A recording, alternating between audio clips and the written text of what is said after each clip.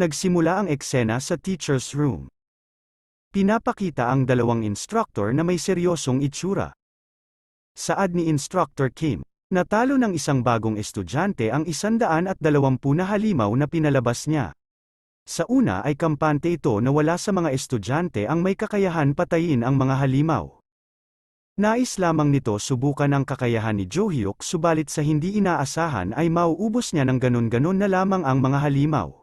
Hindi pa niya inaakala na sa 120 na halimaw na pinaghirapan niyang ipunin ay mauubos lang sa isang araw. Hindi naman din makapaniwala si Tatang na mauubos ng ganon kadali ang mga halimaw. Ayon kay Tatang, kahit na kopya lang ng totoong halimaw ang mga iyon ay hindi pa din ganoon kadali na paslangin ang mga ito. Dagdag pa nito na isa lamang high school na 17 taong gulang ang nakagawa ng ganon bagay na dapat ay kapos pa sa karanasan sa pakikipaglaban sa isang halimaw. At isa pa na kinagulat ni Tatang, ay sa kanyang pagkakaalam na isang ordinaryong nilalang na hindi naman espesyal dahil hindi kabilang si Jo Hyuk sa 5 angka na inaasahan na may pambihirang kakayahan. Kaya naman nasabi ni Tatang ang ganon kay Jo Hyuk dahil nag-background check siya at ang tangi niya lamang nakita ay lumaki sa isang bahay ampunan si Jo Hyuk. Napaisip naman ng malalim si Instructor Kim sa kanyang nalaman. Nasabi din ni Instructor Kim na baka tinatago lang ang katotohanan sa pagkatao ni Jo Hyuk. Sumagot naman agad si Tatang at sinabi na pinaimbestigahan na din niya sa kilalang detective na si Detective Conan. Pero katulad ng inaasahan ay parehas lang din ang naging resulta nito. Naiba naman ang kanilang usapan nang mabanggit ni Instructor Kim ang tungkol sa kanyang mag-aaral. Pagtatanong pa nito kung bakit ang 3 estudyante niya na kabilang sa 5 malakas na angkan ay nasa iisang classroom. Pagkakaalam ni Instructor Kim na dapat ay nakahiwalay at nilalagay sa magkakaibang classroom para maiwasan ang di inaasahan pangyayari. Saad naman ni Tatang na pinagpalang nilalang pa si Instructor Kim dahil hindi sa kanya napunta ang isang estudyante na isa sa kilalang angka ng Ventrek. Nagngangalang itong Rockdale Ventrek na galing sa ibang paaralan dahil sa napakasamang ginawa nito kaya ito nalipat sa Valhalla. Nakahinga naman ng matiwasay si Instructor Kim dahil hindi sa kanya napunta si Rockdale na paniguradong magdudulot ng matinding gulo. Sinabi na din ni Instructor Kim ang request ni Jo Hyuk na makapasok sa Constellations Room.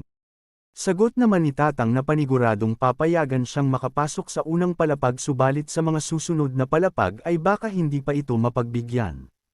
Lalo na sa ika-5 palapag na mahigpit na binabantayan at wala pang nakakapunta. Bumalik na ang eksena kung saan nakatingin ang ating bida sa dalagang nakasunod sa kanyang likuran.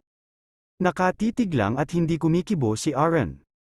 Kaya napatanong si Jo Hyuk kung bakit siya sinusundan at ano ang kailangan nito sa kanya. Nahihiya naman sumagot si Aaron at sinabi nito na turuan siya sa paraan ni Jo Hyuk sa paggamit ng espada. Hindi inaasahan ni Jo Hyuk ang sinabi sa kanya kaya tinanong niya ulit ito kung ano yun.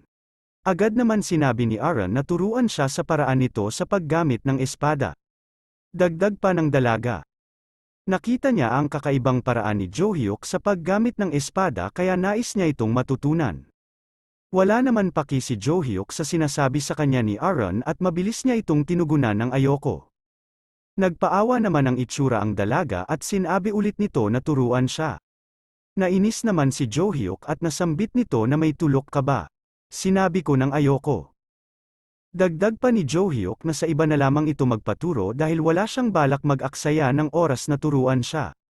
Malungkot naman pinagmamasdan ni Aaron ang paglisan ni Jo Hyuk. Kinabukasan. Habang nagmumuni-muni ang ating bida. Tinignan nito ang kanyang palad na parang ginamit niya ito sa kanyang tumitigas na espada. Huwag niyo nalang isipin kung anong espada yon. Iniisip naman ni Jo Hyuk ang kanyang katawan na lubos na mahina. Dagdag pa nito bukod sa mahina ito wala din itong taglay na mana. May bigla naman naalala si Jo Hyuk at naisip nito na yun lang ang magiging solusyon sa kanyang problema. Agad naman napukaw ang atensyon ng ating bida sa biglaang pagsulpot ng isang nilalang sa kanyang harapan. Pinakita ang 2 nilalang na nakatayo. Mapapansin ang paglayo at takot ng mga tao sa 2 nilalang. Ito si Rockdale Ventrek, ayon sa nakalap nating impormasyon. Si Rockdale ay isang nilalang na mukhang tuko at ubod ng kahambugan. Ito naman si Uriah de Felix. Siya ay alipin ni Tuko. Habang nakatingin sa isa't isa, tinanong ni Jo-hyuk kung sino ito at ano ang pakay nito.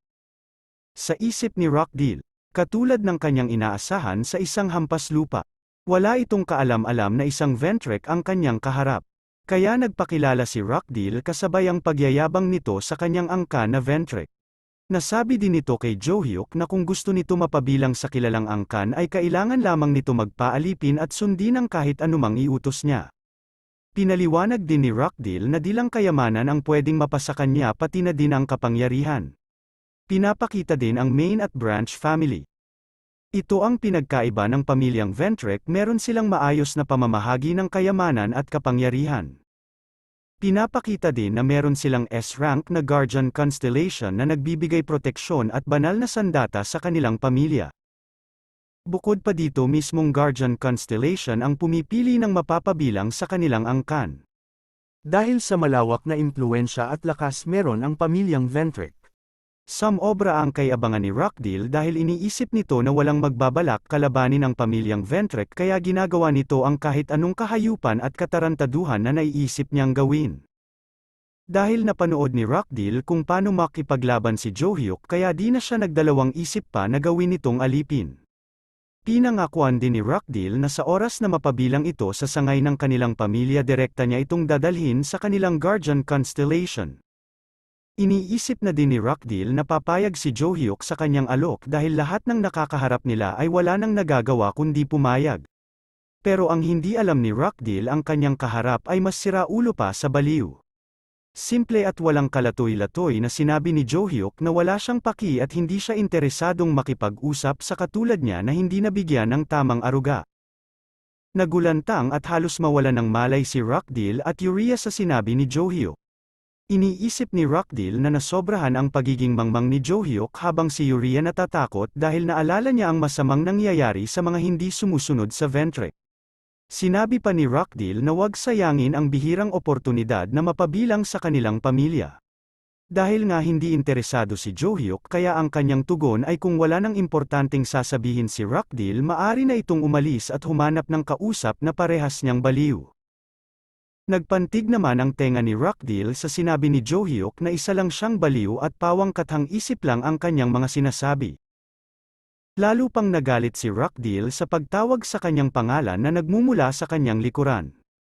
Mabilis niyang tinignan ang pinagmulan ng boses habang sinasabi na sinong hampas lupa ang tumatawag sa pangalan ko. Nagulat naman si Rockdale dahil isang instructor pala ang tumatawag sa kanyang pangalan. Tanong ni Tatang kung bakit wala siya sa classroom niya. Pinaalala din ni Tatang na mahigpit pinagbabawal ang panggugulo at pananakit ng ibang estudyante. Habang nakikinig sa sinasabi ni Tatang, iniisip naman ni Rockdale na ngayon lang niya naranasan makengkoy ng isang estudyante at pangaralan ng isang combat instructor. Habang paalis at naglalakad palabas ng classroom ni Jo-hyuk, tinignan niya ng masama ang ating bida na parang gusto nitong iparating na bilang na ang masasayang araw ni Jo-hyuk. Nakatingin na may matang pangkriminal naman ang sinukli ni Jo-hyuk sa tingin ni Rockdale. Matapos ang klase habang naglalakad pabalik sa dormitoryo, iniisip ni Jo-hyuk na ngayon araw ay wala man lang siyang nakuhang impormasyon tungkol sa Constellations Room na kanyang ni-request. Sa halip nakatagpo siya ng nilalang na galing sa mental na kung ano-ano ang pinagsasabi.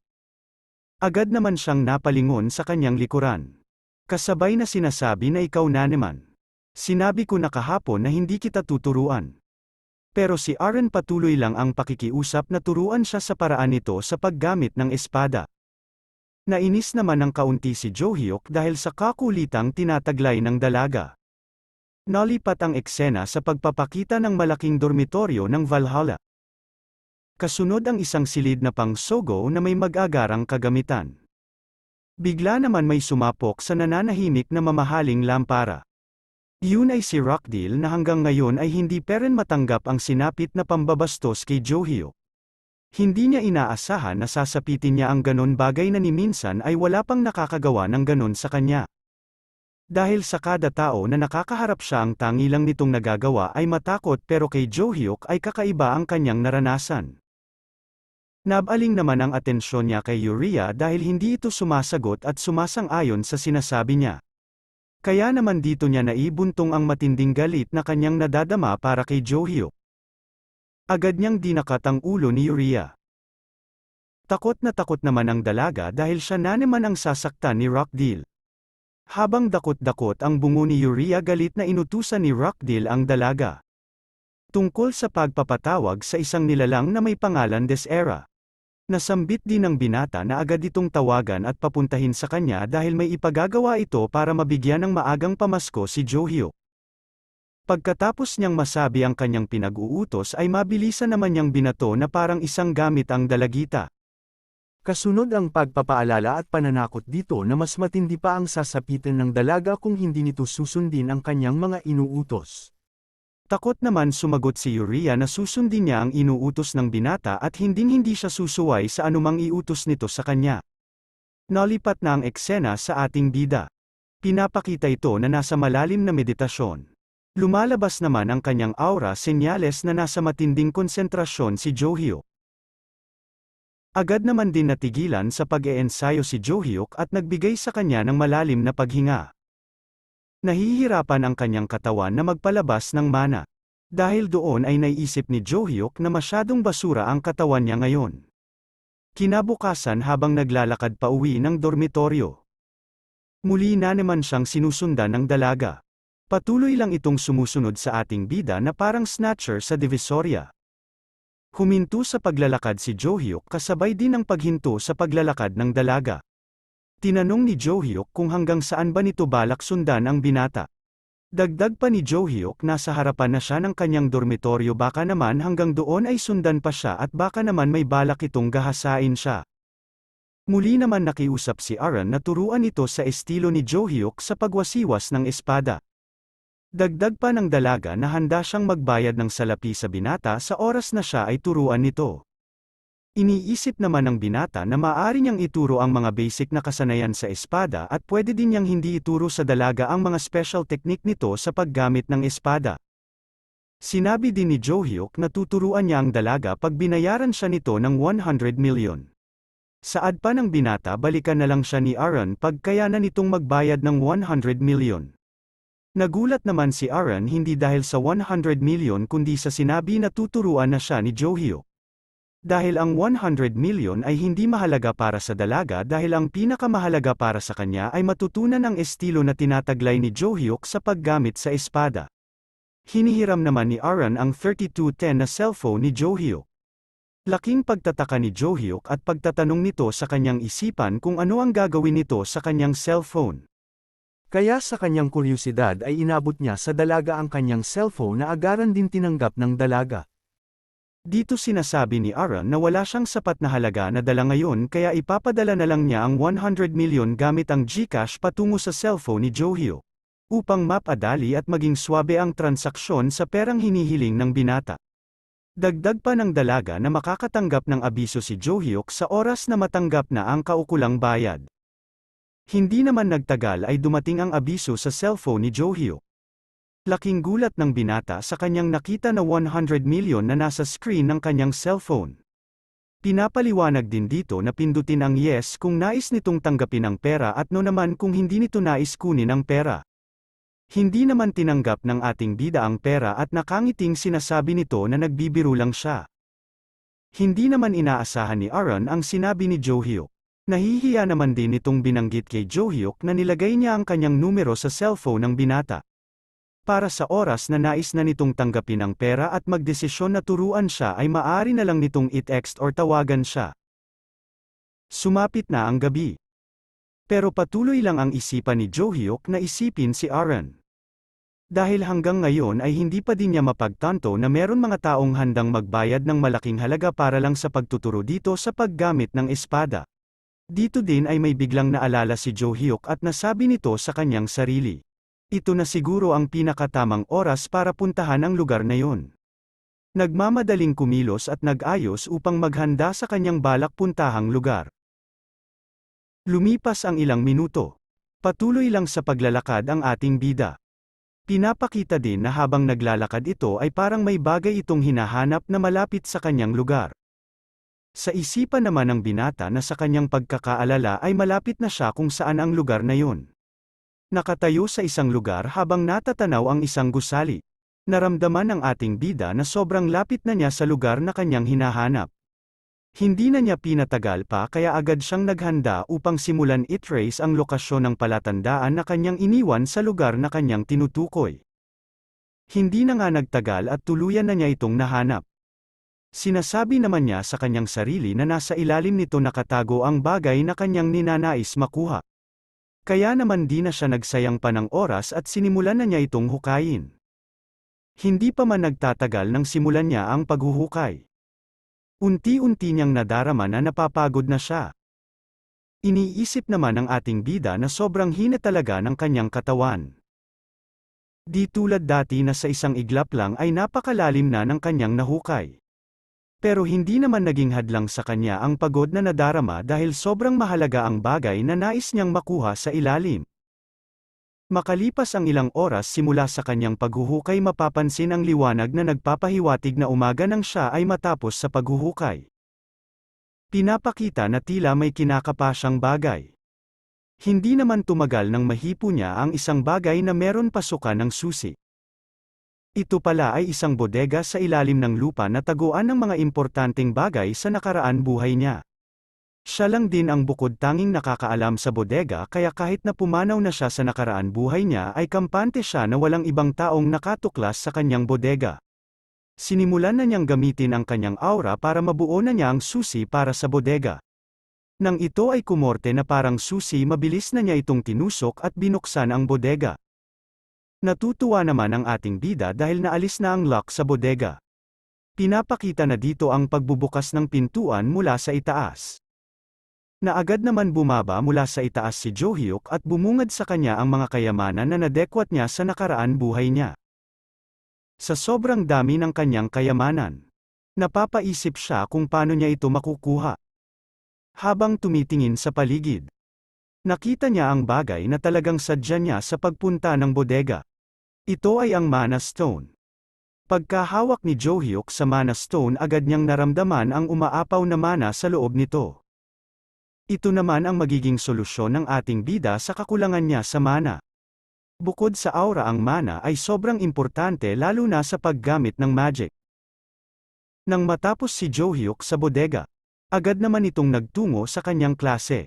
Dito ay damang-dama niya ang sobrang sakit ng kanyang katawan. Hindi niya din inaasahan na sasakit ng ganito ang kanyang katawan at dagdag pa niya na kailangan pa talagang palakasin ang kanyang katawan.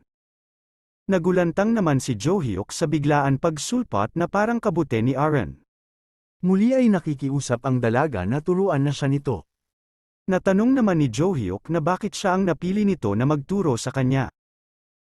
Sagot naman ng dalaga na kakaiba ang estilo ni Jo-hyuk sa paggamit ng espada na hindi pa niya nakikita sa iba. Tinanong naman ni Jo-hyuk ang ama ng dalaga. Tanong pa nito bakit hindi sa kanyang ama ito magpaturo. Pagkakaalam ni Jo-hyuk ang ama ni Choi Aaron ang pinuno ng kanilang angkan. Nasambit din ng binata na siguradong mahusay ang ama ni Choi Aaron pagdating sa espada. Nagtataka at hindi naman nakasagot si Aaron. Dahil may biglang tumawag sa pangalan ni Jo-hyuk. Ito ay si Instructor Kim. Sinasabi nito na pinapatawag sa teacher's room si Jo-hyuk. Nagtataka at napatanong si Jo-hyuk kung bakit siya pinapapunta sa teacher's room. Sinagot naman ni Instructor Kim na tungkol ito sa iyong request. Dahil sa kanyang narinig mabilis na tumayo sa pagkakaupo na mababakas ang tuwa nito sa sinabi ni Instructor Kim. Habang naglalakad palabas si Jo-hyuk. Ninanais ni Aaron na pigilan at muli sana makikiusap pero binalot ng hiya ang dalaga kaya nanahimik na lang ito. Hindi naman inaasahan ni Aaron ang sinabi ni Jo-hyuk. Habang naglalakad sinasabi ng binata na bukas ng 6:00 magkita tayo sa training ground. Sa sobrang gulat ng dalaga ay hindi ito nakasagot at nagmistulang statwa. Dahil walang sagot ang dalaga kaya naman tinanong ng ating bida kung ayaw na ba nito magpaturo sa kanya. Agad naman ginising ni Aaron ang kanyang diwa at sinabing gustong-gusto nito. Dagdag pa ni Aaron, bukas ay asahan na darating siya ng mas maaga sa oras ng kanilang pinag-usapan. Paki-like ng ating video kung nagustuhan nyo ang aking recap. Pwede din kayong mag-iwan ng comment kung may nais pa kayong mabigyan ng seryosong recap. Pindutin nyo na din ang subscribe button pati na din ang kalembang para mauuna kayo sa mga ilalabas kong mga recap.